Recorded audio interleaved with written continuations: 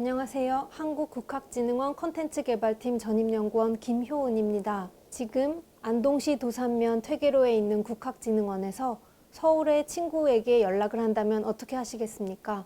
카카오톡 이모티콘으로 하시겠죠? 그러면 100년 전 안동시 도산면 퇴계로에 있는 이곳에서 서울에 있는 친구에게 연락을 하려면 어떻게 했을까요? 편지나 구두로 했겠죠? 그러면 1000년 전 안동시 도산면에 있는 국학진흥원 이 자리에서 서울의 친구에게 연락을 하려면 어떻게 했을까요? 역시 걸어서 갔겠죠? 이렇게 카카오톡 이모티콘, 문자, 구두 언어의 공통점은 무엇일까요? 바로 인간과 인간을 이어주는 소통 도구라는 것이지요. 보통 우리의 글과 구두 언어에는 이 땅에 살고 있는 사람들의 정신이 담겨 있다고 합니다. 그렇다면 콘텐츠에는 어떨까요? 2004년 프랑스의 문명비평가 기 소르망은 한국이 반도체와 같은 하드웨어는 잘 만들지만 게임이나 애니메이션과 같은 소프트웨어에서는 자국인의 정체성을 담고 있지 못하다고 결핍되어 있다고 하였는데요. 이를 계기로 시대적 요청과 정책적 니즈로 한국문화콘텐츠진흥원이 생겨나게 되고 한국문화원형 사업 등 전통문화를 DB화하는 일들이 일어나게 됩니다. 이 영화를 보신 적 있으신가요? 한거 유관순 이야기 이 영화를 보신 적 있으신가요? 이 두 영화의 공통점이 무엇일까요? 바로 스토리 테마파크 창작 콘텐츠 공모전의 멘토님들이 작업하신 영화들입니다. 스토리 테마파크 창작 콘텐츠 공모전에 들어오시면 이처럼 하원중 감독님, 한거의 조민호 감독님과 같은 분들에게 멘토링을 받을 수 있습니다. 스토리 테마파크 창작 콘텐츠 공모전의 포스터입니다. 어느 공모전이든 주체와 주관기관의 성격과 정체성을 이해하면 당선에 가까워집니다. 포스터를 자세히 보시면 주체는 어디일까요? 바로 문화체육관광부입니다. 주관은 한국국학진흥원입니다. 그렇기에 대상은 문화체육관광부 장관상을 받습니다. 작년에 비해 2배 오른 상금은 1000만원이며 최우수상은 500만원, 우수상은 200만원씩 2팀, 장려상은 100만원씩 4팀이 받습니다. 스토리 테마파크 창작 콘텐츠 공모전은 국학진흥원이 개발한 DB를 활용하는 공모전인데요. 전통과 기록, 스토리 테마파크, 유교넷을 대상으로 합니다. 그리고 3-4명이 팀이 되어 이렇게 멘토님들에게 멘토링을 받을 수 있습니다. 11월 멘토링이 마무리되면 전문심사위원과 특별심사위원 등 14분의 참여로 기획안과 홍보부스, 피칭 등 다양하고 다각화된 관점으로 심사를 받습니다. 콘텐츠 기획을 연습해볼 기회이며 8팀에 선정이 되면 상금보다 더 값진 경험을 할 기회가 주어집니다. 스토리 테마파크 누리집에 들어가시면 창작 콘텐츠 공모전에 대한 안내와 요강, 2015년 1회 때부터 2019년 5회까지의 참가팀과 멘토 소개, 수상작들의 기획안과 피칭 영상까지 모두 확인하실 수 있습니다. 지난 공모전에 대해 좀 더 자세히 살펴보고 싶다면 스토리 테마파크 블로그에서도 확인하실 수 있습니다. 그럼 지원서 양식을 살펴볼까요? 지원서는 올해부터 2가지 양식으로 되어 있습니다. 지원자의 학교와 이름을 가린 지원서를 심사할 예정으로 지원자 정보는 표지가 있는 지원서 양식에서 콘텐츠 기획서는 기획안 양식에서 작성하시면 됩니다.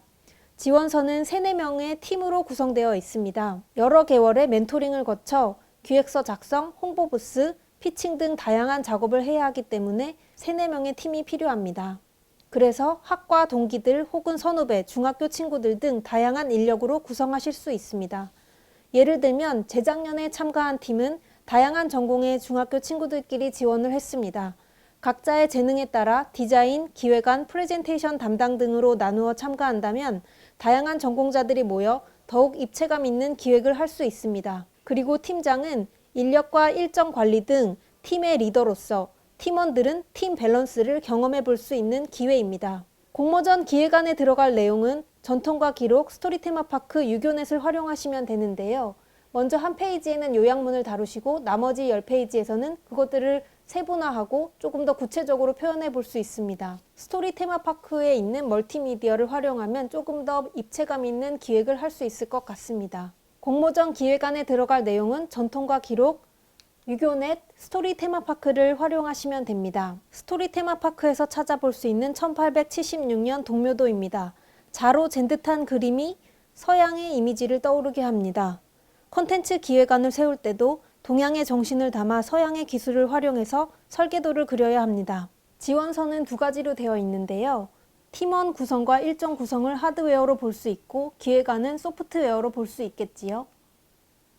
하드웨어 구성에는 구글 시트, 에버노트 등을 활용하시면 팀원 내 소통도 원활하게 하면서 생산성을 높일 수 있을 것 같습니다. 소프트웨어 구성은 기획안으로 볼 수 있겠지요. 기획 연습을 해볼 수 있습니다. 무엇을 위한 기획인지 한국국학진흥원의 콘텐츠 공모전에서 기획을 대하는 태도에 대해 고민해 볼 수 있는 질문들입니다. 먼저 무엇을 위한 기획인지, 한국인의 말과 글에는 한국인의 얼과 정신이 담겨 있는지, 말과 글, 콘텐츠의 공통점과 차이점은 무엇인지, 한국인의 정체성이 담긴 콘텐츠는 무엇이며 왜 필요한지 고민해 볼 수 있습니다. 그리고 전통문화 창작 콘텐츠 기획을 대하는 태도로서 예리한 관찰력과 가치를 헤아리는 통찰력은 어디서 생겨나는지, 방대하고 깊이 있는 고전을 대하는 태도는 무엇이며 왜 필요한지, 다량의 정보로부터 우리는 무엇을 발견해야 하는지 고민해 보셨으면 좋겠습니다. 스토리 테마파크 창작 콘텐츠 공모전은 킹덤, 펭수와 같은 경쟁력 있는 문화 콘텐츠를 기획하는 데 도움이 되고자 합니다. 그래서 브레인스토밍이 중요한데요. 브레인스토밍 성공을 위한 규칙입니다. 첫 번째, 타인의 아이디어를 비판하지 말 것. 두 번째, 자유분방한 아이디어를 모두 환영할 것. 세 번째, 되도록 많은 아이디어를 내놓을 것입니다. 이때 질보다 양이기 때문에 많은 양의 아이디어를 내놓는 것이 좋습니다. 질과 가치는 나중에 판단하면 됩니다. 브레인스토밍을 위한 팁으로 포스트잇과 같은 재접착 메모지를 활용하여 사람들의 생각을 바로 즉시 종이에 기록하는 것이고요. 그리고 이때 포스트잇을 재결합하고 재구성하여 더 좋은 아이디어를 내는 것입니다. 브레인스토밍이 어느 정도 되면 자료 수집을 합니다. 자료 수집 중 스토리 테마파크를 예를 들어보면 스토리 테마파크는 매년 600건의 이야기 소재를 구축하고 있습니다. 2011년부터 현재까지 5,480건이 구축되어 있으며 만여 건의 구축을 목표로 하고 있습니다. 스토리는 날짜별, 사건 중심별로 확인해 볼 수 있습니다. 그리고 이야기 배경 설명과 연계된 자료를 확인할 수 있습니다. 조선왕조실록, 조선시대 일기류, 한국고전번역원의 DB, 유교넷의 인물 지도 등 어려운 용어나 인물 공간 정보 등은 용어 사전을 통해 확인할 수 있고 실사 사진, 3D, 애니메이션, 소품, 인물, 절차, 과정, 사건에 대한 이해를 돕는 콘텐츠들을 확인할 수 있습니다. 이러한 콘텐츠들을 기획서 안에 녹이면 충분히 공모전의 지원서가 됩니다. 스토리 테마파크는 이야기의 테마에 따라 개요, 이야기 소재, 멀티미디어, 관련 이야기 소재, 배경 이야기, 번역문, 원문 정보, 용어 사전 등을 제공하고 있습니다. 테마 역시 가정생활, 경제와 생활, 공동체 생활, 근대화와 식민지의 시대, 나라의 정치, 외교와 사행, 여행의 기록들, 학문과 과거 등으로 나뉘어져 있습니다. 공모전의 기획안은 다음과 같이 구성되어 있습니다. 제목, 창작 분야, 장르를 이야기합니다. 기획 의도, 기획 목적과 배경을 서술하시면 됩니다. 소재 선정은 이야기 창작 소재의 선정 배경, 분석을 기획 의도와 관련해 서술합니다. 예를 들어 세종의 며느리의 동성애라는 소재를 현재 차별 논란에 서 있는 트랜스젠더, 퀴어 등의 글로벌 이슈 혹은 문화와 연결지어 서술할 수 있습니다. 스토리와 구성에서는 주제를 제시하고 창작 분야의 매체에 따른 구성 방안을 제시합니다. 스토리가 옴니버스 형식이라면 그와 시너지 효과를 가질 만한 매체를 매칭합니다. 틱톡과 같은 짧은 동영상에 어울릴 기획인지 1대 다수가 참여하는 온라인 게임이나 트랜스미디어에 어울릴 서사일지 1시간 30분의 영화에 어울리는 것인지 스토리와 주제 등이 어떠한 장르에서 풀어낼지 고민해 봅니다. 그리고 공모전 멘토링에 기대하는 사항과 기획안 발전 방안 등을 깊게 고민하여 적습니다. 공모전을 준비하면서 팀원들과 긴밀히 소통하며 꼼꼼하고 전략적으로 생산성을 높이는 툴로 구글 시트와 같은 앱을 활용하시면 좋습니다. 이미 지난 공모전의 최종 기획안들이 스토리 테마파크 홈페이지를 통해 모두 공개하고 있으니 어떻게 분석하고 접근했는지 확인하시면 좋은 참고 자료가 될 것입니다. 공모전에 참가했던 팀들의 주요 성과를 안내해 드리겠습니다. 2015년 아주대학교 앵콜팀의 뮤지컬 기획 네가 연애를 아느냐는 네이버 TV 캐스트 웹드라마로 제작이 되었고, 이 팀은 뱀부 네트워크라는 회사를 만들어 중국에도 진출하는 등 큰 회사가 되었습니다. 2016년 한신대학교 장원급제팀의 게임기획 우당탕탕 서당 타이쿤입니다. 글로벌 인디게임 제작 경진대회 대학생 기획 부문에서 금상을 수상하였습니다. 건국대학교 헬로우 팀은 헬조선 노비신분 사기극으로 영화 제작사 더킨 AMC와 시나리오 집필을 마치고 감독 섭외 단계에 있습니다. 공모전 활동 모습과 스토리 테마파크 소식에 대해 더 자세히 알고 싶으시면 블로그에서 확인하실 수 있습니다. 또한 역사 DB를 구축하는 기관들이 함께하는 전통문화 창작 컨퍼런스도 있습니다. 올해는 10월 둘째 주 토요일 10월 10일입니다. 전통문화 콘텐츠 트렌드에 관련해서 도움을 받으실 수 있을 것 같습니다.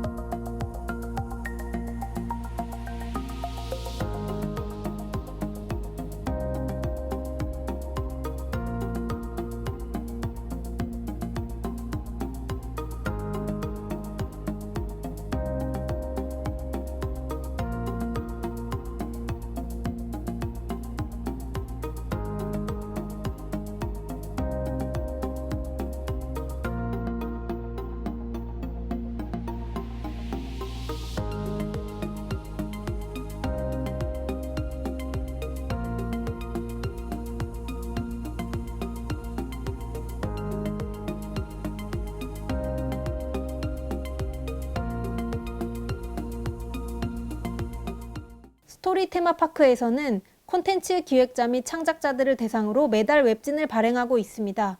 웹진 담담은 뜻으로 보면 이야기와 이야기, 형태로 보면 한글과 한자가, 음으로 보면 담담하게로 이해할 수 있습니다.